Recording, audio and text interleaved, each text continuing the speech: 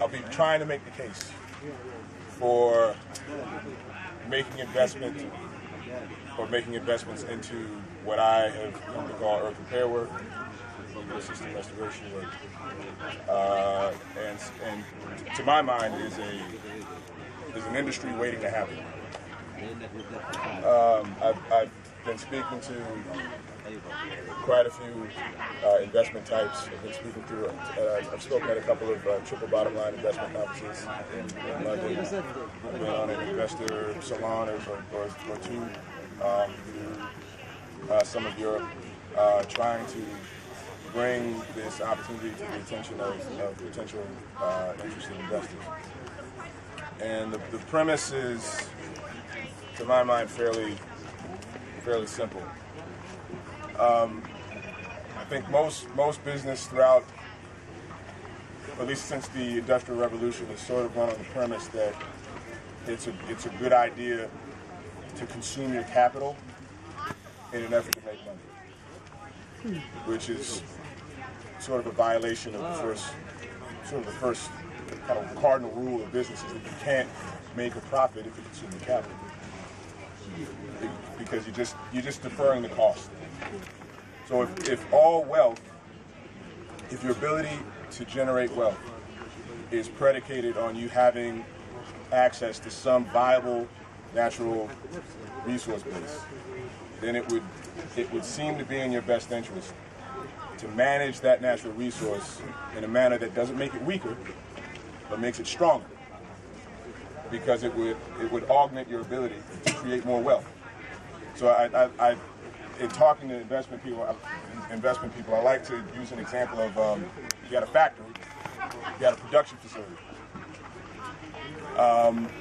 along with all of your production equipment, your capital equipment. Your capital equipment makes a product, and it's by means of that equipment that you're able to make money. Why? Because it makes the thing that generates revenue for you. So if I were to approach an investor and say it was a good idea to sacrifice their production equipment for the sake of their product, they'd probably laugh me out of the room, I would think. Because that's why they're able to make money. Because they can make the thing that makes them money. So the thing that I couldn't understand for the life of me, and my background's not in finance, I'm a mechanical engineer by training. I asked these people, I was like, well, if you wouldn't do that with a factory, then why do you do it with the earth?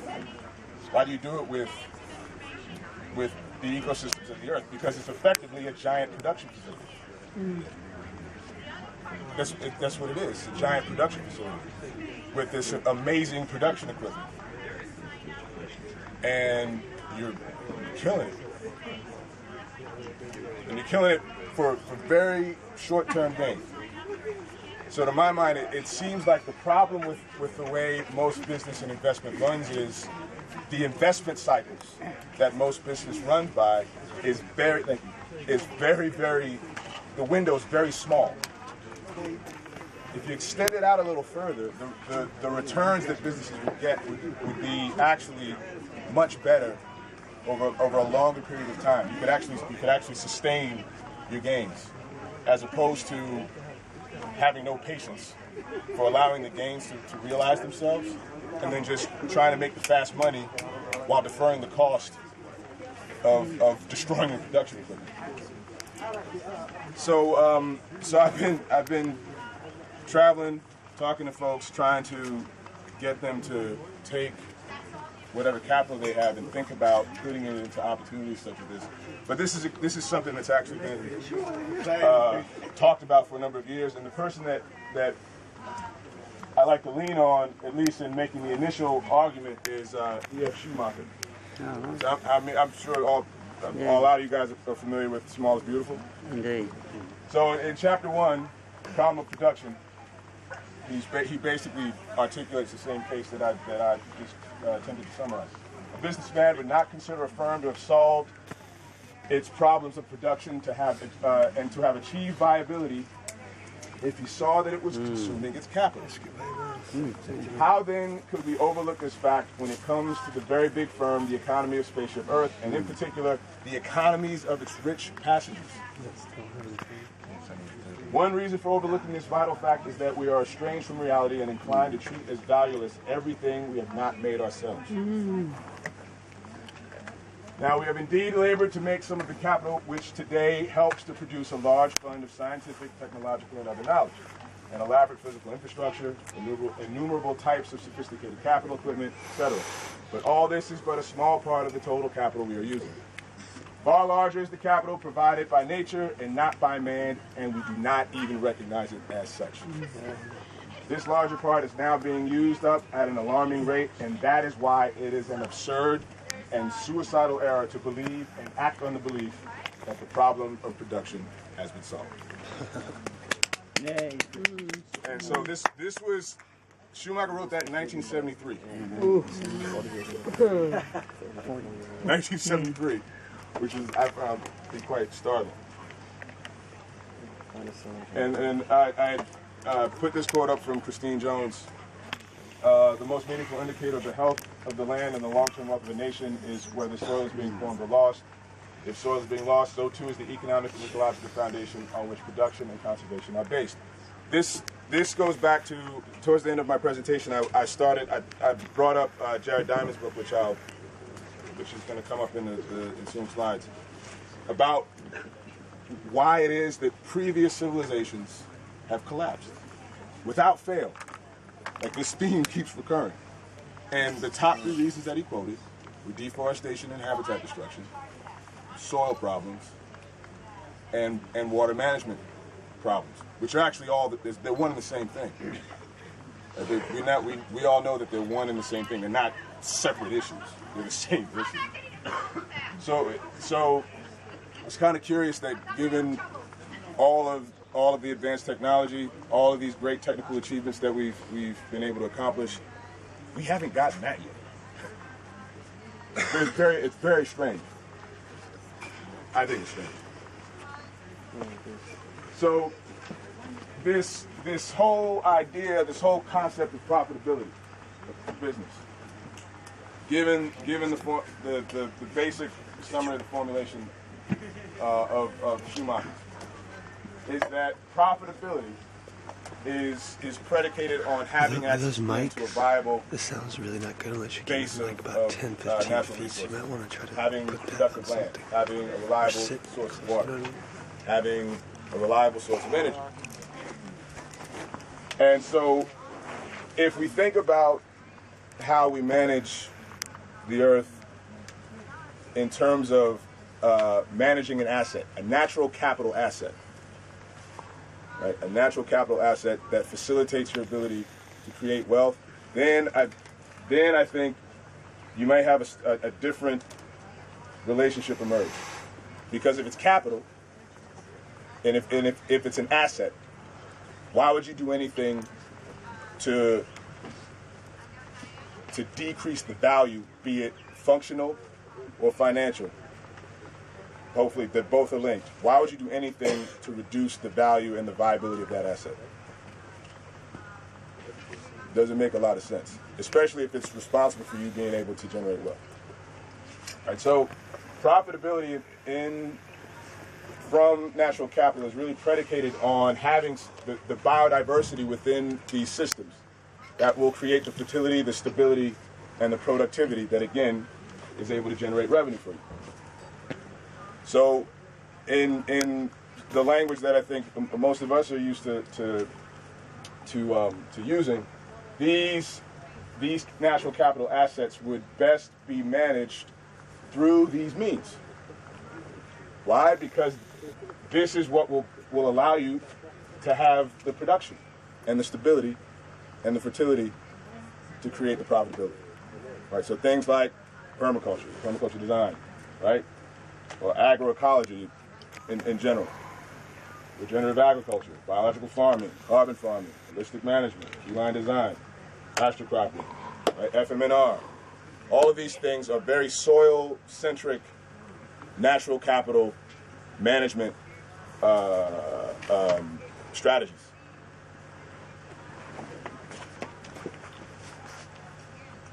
So earth repair work is a means by which to implement, again, these recommended management practices.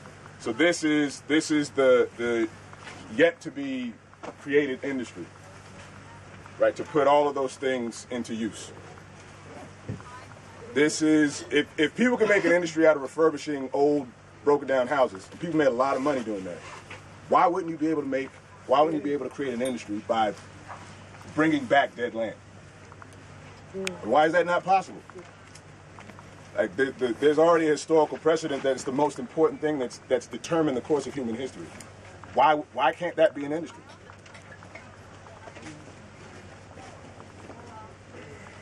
Now, I've sort of I've liked to coin phrases and things. I think it's fun.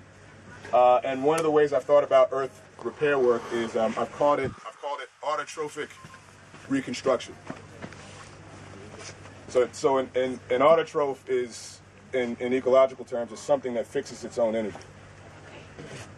And then a heterotroph is something that depends upon the energy and carbon fixed by the autotrophs. Right, so these are basically and again, the way energy is fixed, there are a number of different ways in which autotrophs can fix energy. So really this whole idea of repairing Earth is restoring this infrastructure, and it is an infrastructure. It produces a number of varied products, useful products. It's just that we didn't make it. And there's no energy conversion device that is more efficient and more effective than an autotroph. We can't make it. It's not possible. And even all of the things that we've made, all of the technology we've developed, is just a really poor imitation of things that have been happening for billions of years. It's a really clumsy imitation. Like a plane's a bad imitation of a bird. Right? An industrial plant is a really bad imitation of a plant. Nowhere near as efficient, nowhere near as effective. So in business terms, again, we always think about products, right? The product is what makes you your money. And in agriculture, for instance, we'll take industrial agriculture as an example. There seems to not be a problem to destroy land for the sake of your product. But the crop really is a secondary product. The primary product is land. That's the product. And if you destroy that, you can't make your product. You got to go somewhere else to find more land to destroy so you can make your product, right? So natural capital asset management is based on the understandings of the integrated utilization, and this is the new paradigm for natural capital asset management. It's ecology, right? Entomology, soil science, hydrology, all of those things that relate to understanding how ecosystems operate. Why? Because it is the basis of your ability to create wealth. And if your goal is to create wealth, then these are the things that you need to use. These are the tools. Right? So this is focused on the development of processes, strategies, and techniques, not products. This is strategic. There's some technique involved, but it really largely is strategic. If you don't base your production means on sound strategy, right? If you base it on a false premise, everything else afterwards is going to fall apart eventually. It's just a matter of time. You can't cheat it. Right? So this eventually results in higher benefit to cost ratios and higher returns on investment, and you'll see that in some of the studies that are cited in the presentation. So this would seem to be of most interest to people that own natural capital assets, and these are going to be largely nation states, local governments, and municipalities. Right? They manage a lot of land. Sovereign wealth funds, those are people that have a lot of money to buy a lot of land, and we're seeing that now with a lot of the countries in the Middle East buying huge tracts of agricultural land, mostly in Africa. Corporate entities, land developers, global NGOs that may have land holdings, individuals and private owners, and community groups and cooperatives, such as land trusts. So these are the people that this concept would be most applicable to. So just to summarize in an equation, basic equation as to what it is this whole thing encompasses thematically, Land is a natural resource, right? These natural resources provide ecosystem services. They serve a function. They do a job. If that job is taken away, you have to replace it with something, or else you get all kinds of unintended, unforeseen consequences. The ecosystem services should be counted as an asset. It's a natural capital asset. So then, given this assumption, degraded land or loss of ecosystem services will represent or prevent you from being able to have the production capacity you would like to have ideally, right? So you have a loss of production capacity. That loss of production capacity is going to result in a loss of revenue, loss of profit. So if looking at it through that lens, the global ecological crisis is a crisis in asset management. We don't know where we are, and we don't know what it's for. Because if we did, why would we do that on purpose? Why would we do it on purpose? Like seriously, why would we do it on purpose? If we knew what it was all for. I'm still waiting for somebody to, answer that question. So there was a report that was done, I think, in the last year or two called the Economics of Ecosystems and Biodiversity report. A number of prominent institutions had tried to put a price tag and try to financialize what's happening now with a lot of the losses in ecology. And I think probably the most important statement in all the pages was there are no economies without environments, but there are environments without economies. So really what we're looking at is a sort of self-imposed scarcity. Self-imposed scarcity. It's not inevitable. Scarcity is created because if you look around you, there are things that are always, the natural world is always trying to produce something. You just have to figure out how to use it. And there are one or two possibilities. You can help it in its production, or you can waste a lot of energy trying to suppress something that is going to eventually happen. Whether or not you're present to reap the benefits or to experience the consequences of your stupidity. Right? So it's really either self-imposed scarcity or effortless abundance. One of the examples I like to use is actually Detroit, Michigan. Now here's a place that was the heart of American industrial power. So if you think about all the time, money, and energy invested in creating that city, enormous. A lot of know-how, a lot of very smart people. If you go to that city now, you will be astonished at what's there or what's not there anymore. You'll be absolutely astonished. I was flabbergasted. I couldn't believe it. I couldn't believe it. It's a city. It's 138 square miles. You could fit Manhattan, Boston, and San Francisco inside its borders, and you still have 20 square miles left. 1/3 of the city, if not more now, is vacant. 50 square miles in Detroit is vacant. About 110,000 vacant lots. It's just everything that was cut away and paved over and all the trees cut down, and all the animals, it's all coming up. Despite all the energy, time, and effort spent to try to suppress it. It's all coming back, and nobody helped it. It did it all by itself. So imagine if you helped it. Imagine what's possible if you helped it.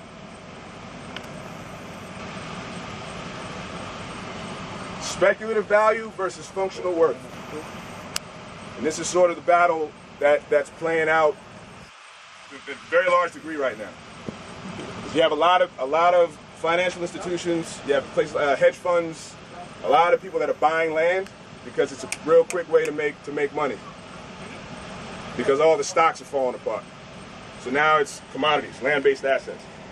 And I'll show a number of quotes of very prominent investment or financial figures talking about this phenomenon.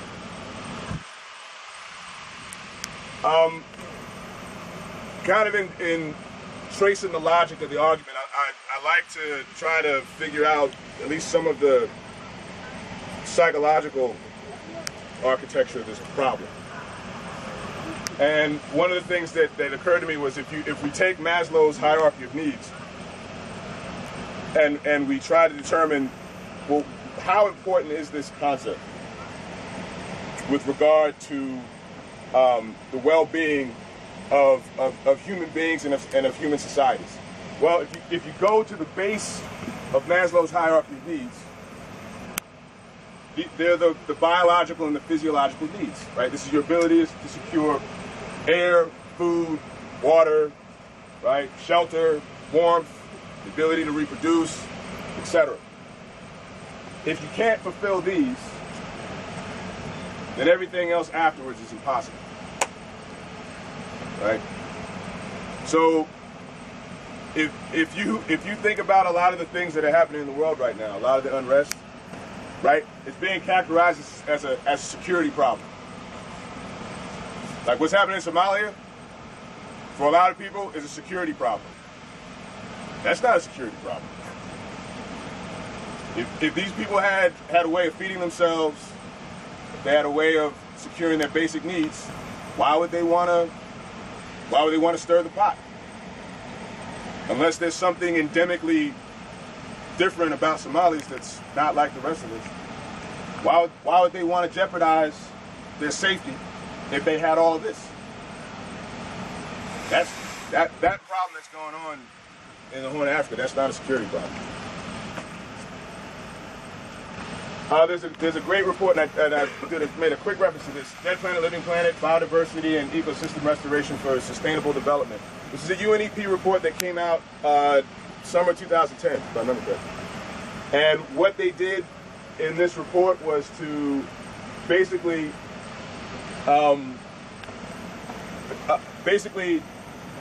collate. They collected all of the returns from ecosystem restoration projects from around the world, and they tried to quantify the returns in terms of benefit to cost ratio and return on investment, so that, again, financial types could perhaps understand better the importance of undertaking this activity. And so the BCR were anywhere from 3 to 75. The return on investment, the ROI, was anywhere from 7 to 79%. And actually, I'll get to the study that had the 79% return. I asked the guy for Bear Stearns, former Bear Stearns guy, 20 years, whether or not if he had investment opportunities that provided these types of returns, if he would be interested. He said, "You better believe it." And in particular, I called out the market value and non-market value for land, for agricultural land, and simply looking at quote-unquote organic production methods for food versus conventional. And again, you see substantially higher returns for the organic methods over the conventional methods. This was a study that, a quote from a study that was done by the Iowa State University, and this is on CSAs, community-supported agriculture operations in the Midwest. And I thought this is a pretty important telltale sign. Right? CSAs may minimize some of the negative effects of more conventional systems of food production and distribution because it involves less chemical use, less soil erosion, less food packaging, fewer food miles, and more crop and ecosystem diversity. So if you look at the average net return per acre, $2,467 for the CSAs, and then according to USDA data, if you compare that with conventional farming operations, only $172.11 for corn, $136.46 for soybeans, and $38.10 for wheat. I would think this is a lot better. There's some cases of people reporting returns of $20,000 an acre, with again using the recommended management practices that we brought up before. And to look at what some of the established institutions of finance and economics are now saying about activities like agriculture, because of concerns related to food security. And again, this lies at the heart of this whole concept of natural capital asset management. Agriculture and food security have become the core of the international agenda, as the G8 called it. In 2009, the World Bank increased its spending on agriculture by 50% to $6 billion. The Islamic Development Bank is creating an agriculture department for the first time. Right, starting to gain momentum. People are starting to see that this is an issue that has to be faced up, not only by people that are concerned about the environment, but also people that hold all the capital. Like, you got to start thinking about this, or else your ability to have capital is going to be impacted. George Soros. Everybody knows who George Soros is, right? How many people don't know who George Soros is? All right, he's one of the richest men in the world. Pretty well known. Right. He said, "I'm convinced that farmland is going to be one of the best investments of our time. Eventually, of course, food prices will get high enough that the market probably will be flooded with supply through development of new land or technology or both, and the full market will end. That's a long ways away yet."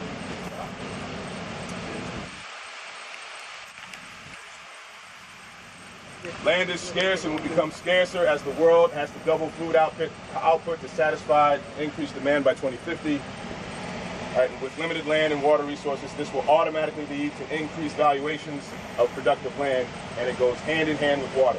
Water scarcity will probably increase even more than land. And again, that was a quote from George Soros and Jim Rogers. Jim Rogers is another famous commodities trader. Another guy that actually just came out recently in August talking about these same issues was a gentleman named Jeremy Grantham. He's a billionaire asset manager, and he's talking about all the stuff that many of the folks in this gathering have been probably talking about for years. He's about as straight down the line of finance type of business type as it gets. For someone like him to be now saying that these are issues that need to be paid attention to, that means it's about to go down. Right? Jim Rogers, again, same quote. Now, in terms of the amount of investment that in the last few years has been put into the purchase of agricultural land in particular, right? There have been approximately 100 billion US dollars mobilized to purchase somewhere between 40 to 50 million hectares of agricultural land worldwide. This is, if you want to find a number of great reports covering this topic, look up the Oakland Institute. And actually, the Oakland Institute is Warren Buffett's son, Howard, does a lot of work with the Oakland Institute. And they have a lot of great information covering this particular issue. Right? The World Bank recently published a report highlighting this trend. Again, this is the land grab, entitled The Global Land Rush. Can it yield sustainable and equitable benefits? And this is from the Financial Times. So again, more and more business folks are beginning to see the importance of paying attention to the way natural capital or land is managed, because they understand how it impacts their bottom line. And up to now, management of land and natural capital has just amounted nothing more to, well, if I want to buy low and sell high. It's not management of the asset. It's not like money. It's not like a stock. It actually has a function. It's not a representative store of energy, right? Like money is. Money is just stored energy. It's a representation of energy. The more money you have, the more work you can potentially do. Land actually does something, and if you don't manage it properly, you're gonna ruin it, and it will no longer be able to perform its function.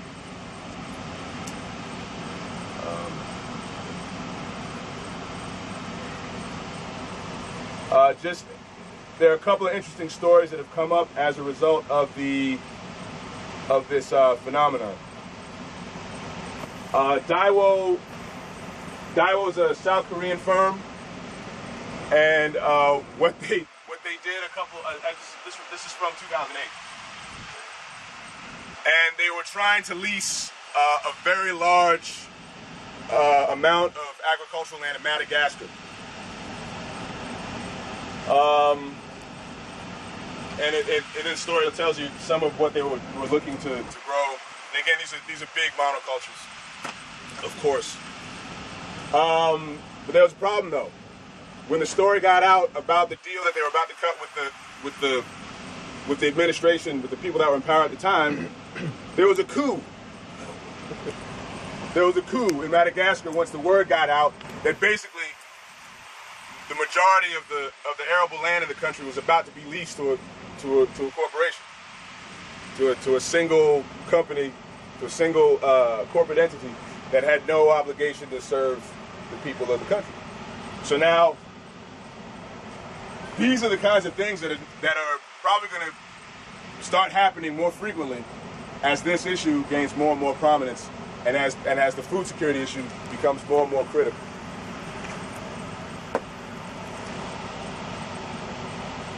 World hunger best cured by small-scale agriculture.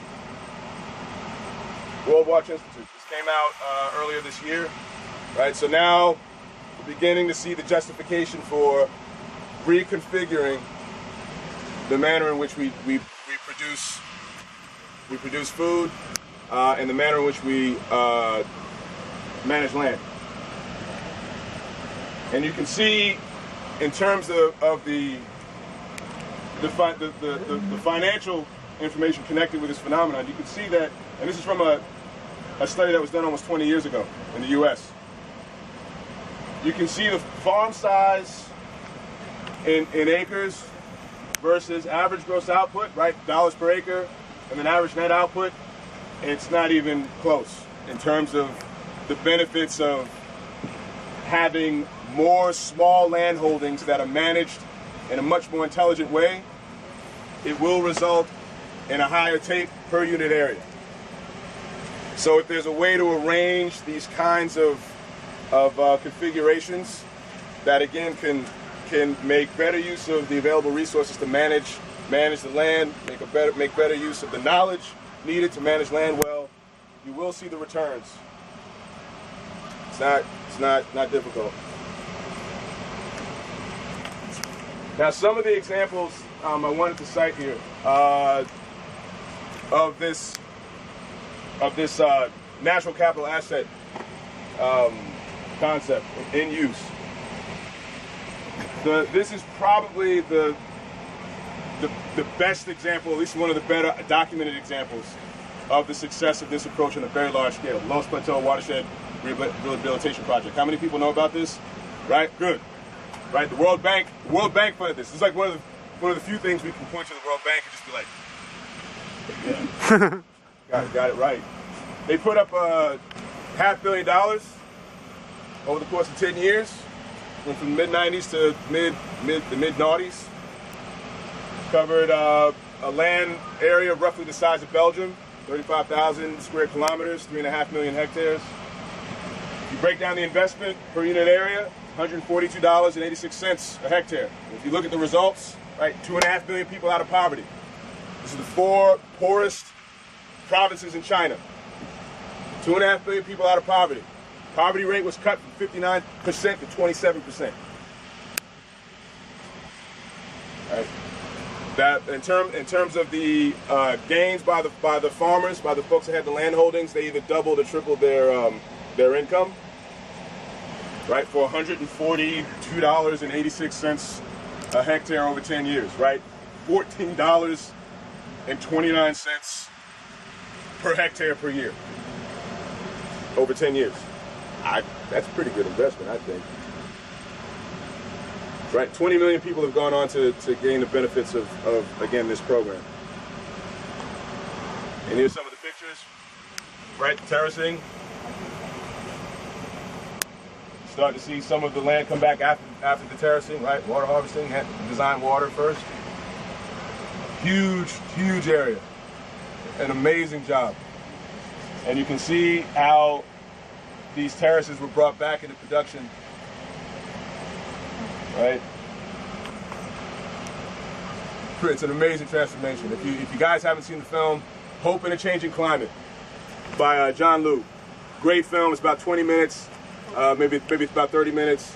It's well worth the time. Hope in a Changing Climate by John Liu, L-I-U. Had the pleasure of meeting him back in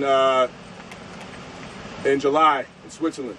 Good dude. Now, I like to compare projects like that to what a lot of people seem to be throwing money behind, just to demonstrate the absurdity of where most investment dollars are going now. You know, for people that have a lot of money to spend. Masdar City, and this is something that I can speak to directly, right? Direct experience with this.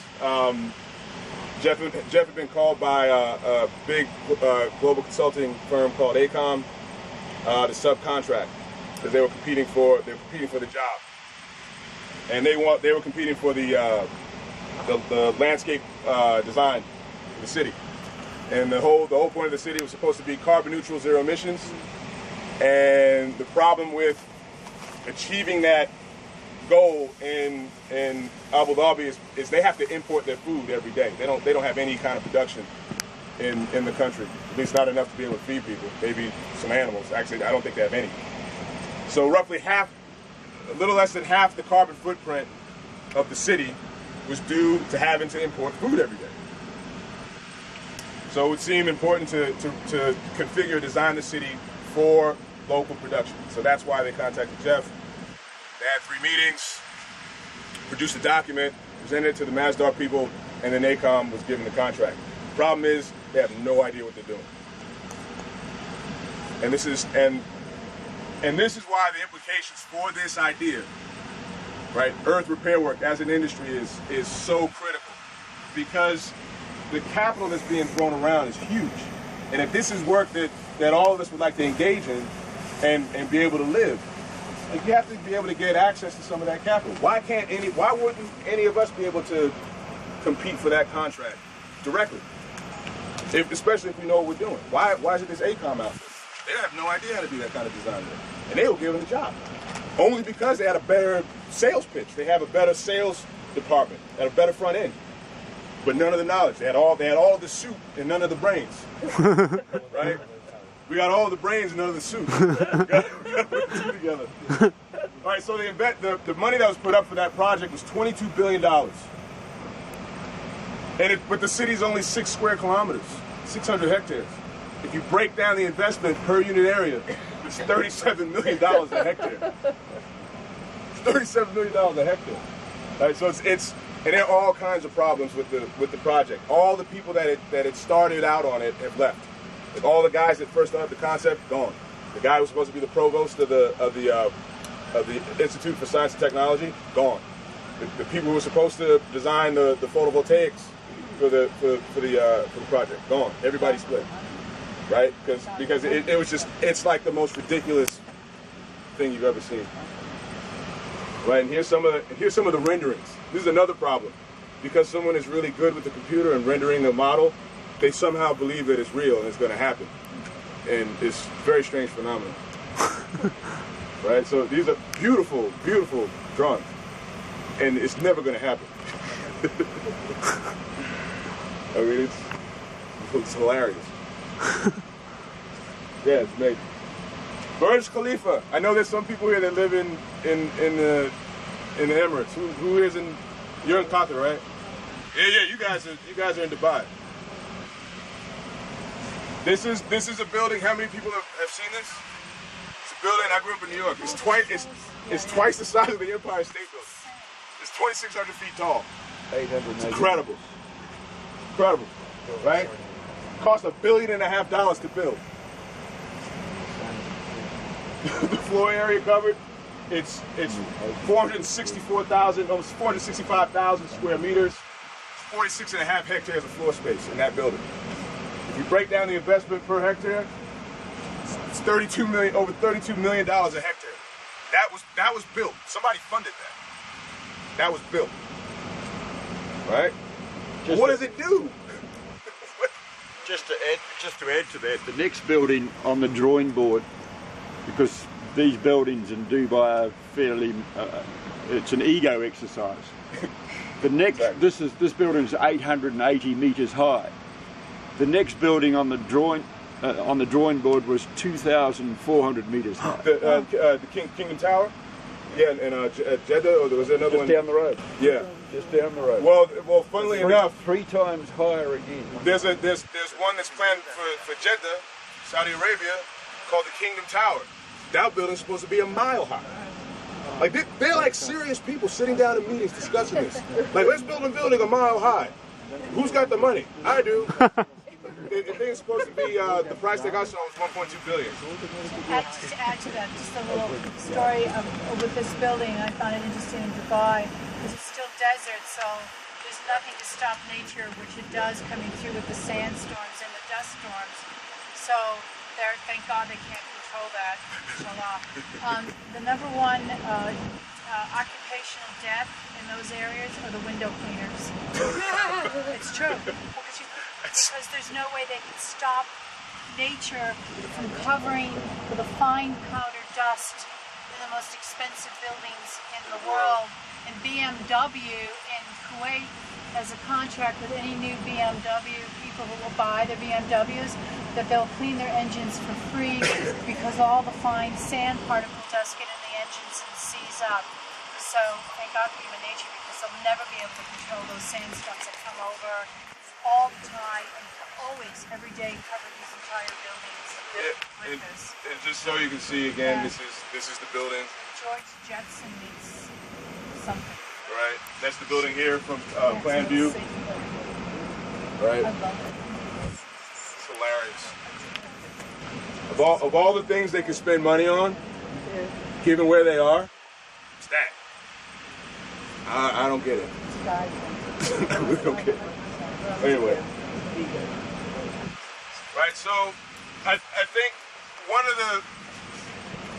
one of the things that has to change with regard to, I think, a lot of the work connected to earth repair or environmental management, environmental design, is that it's often fueled by conservation thinking, which sort of suggests doing things to stop losing what's still present, right, in landscapes, in ecosystems, as opposed to regenerating what's been lost. And that's where the opportunity is, because we're dealing with infrastructure that's alive, right? Everything, all the stuff we build is dead. It doesn't do anything unless you interact with it. Not only that, the moment you build it, it gets worse. Right? From that point on, it gets worse. The moment you put together, say, a purposefully constructed ecosystem, and if all the components there, it's like your body, right? If all the pieces are there, it'll run. It'll run very well because it wants to live. It's alive. The moment you build that and you do it right, it will get better. We've all seen it. If you put the right pieces together, it will get better. So think about it. Built environment, worse. Right? Built static, dead environment, worse. Built live, ecosystemic environment, better. Right? You'll see the returns. And it's what's interesting is you begin to realize the economies that we've created and the jobs that most of us have held, they're not so much about trying to solve problems as much as they are about managing them. Those are two very different activities. Kind of like the difference between curing illness versus creating wellness, right? Exactly. It's like the difference between curing illness and creating wellness. Two different things. And the two are often confused for one another. The health industry. Right. I brought this slide the other day. These two books, again, great books in really making the argument for much of what I'm discussing this morning. Right. Collapse. How and I love the subtitle. How societies choose to fail or succeed. It's not inevitable. It's a choice. Depends on what you do. And then Topsoil and Civilization, which is a great book that was written in the 50s. And I learned about that book from Schumacher's books, From Small is Beautiful. And again, the three problems, as mentioned earlier, deforestation and habitat destruction, soil problems, and water management problems. Again, consistent throughout pretty much any and every civilization you can mention. Again, some great pictures of soil erosion. Massive. Dry lands. That's Iowa. You know, that's like in the middle of the U.S. Supposedly this very productive. That's Warren place. Buffett's home, isn't it? He's from Nebraska. Yeah. That's what you get after 50 years of industrial corn. Right. And what's crazy is they've lost, I think topsoil in Iowa used to be about somewhere between 15 and 20 inches deep. And they've lost about half of it in, maybe 50 years? And also National Geographic had a special in that area. It was a whole about water, and it was fantastic. About the Earth's water and the aquifer. There's a huge aquifer underneath that Midwest Nebraska. The Oglala aquifer, yeah. It's almost completely depleted. Yeah. It's just about gone. And actually, there are a lot of theories about the overpumping of aquifers, that this is a non-trivial contributor to the rise of sea levels. Again, if we look at the types, the different means by which this soil degradation and this land degradation has been achieved by continent, it's interesting to see that, again, all of these are management problems. And it's amazing to see that a lot of it is due to agriculture. Right? 66% of it, of land degradation in North America is due to agriculture. Right? The 30% is, and then here we have overgrazing, and the remainder deforestation. Central America, again, almost half of it is due to agriculture, deforestation, and then overgrazing, and then overexploitation of fuel wood. South America, a little less due to agriculture. The bulk of it is due to deforestation. And then so on and so forth. Africa, most of it is due to overgrazing, again, because many folks in Africa are pastoralists. So effectively, we have about, I think in very real sort of business terms, we have roughly 2 billion hectares of non-operational net primary production capacity, offline, cannot be used. Why? Totally mismanaged. 2 billion. There's only said to be about 5 billion hectares of arable land on Earth. Some people say 9, but 5 is the figure you see quoted most. 1.5 billion of it is right now dedicated to cultivated agriculture. So we've run through quite a bit very, very, very quickly. This is a story that was in the UK Telegraph at the beginning of last year. Britain facing food crisis as world soils vanish in 60 years. Right, and this is, and keep some of these numbers in mind. A lot of these are just from the UN or from the FAO. FAO is anticipating a 70% rise in food demand by 2050. 70%.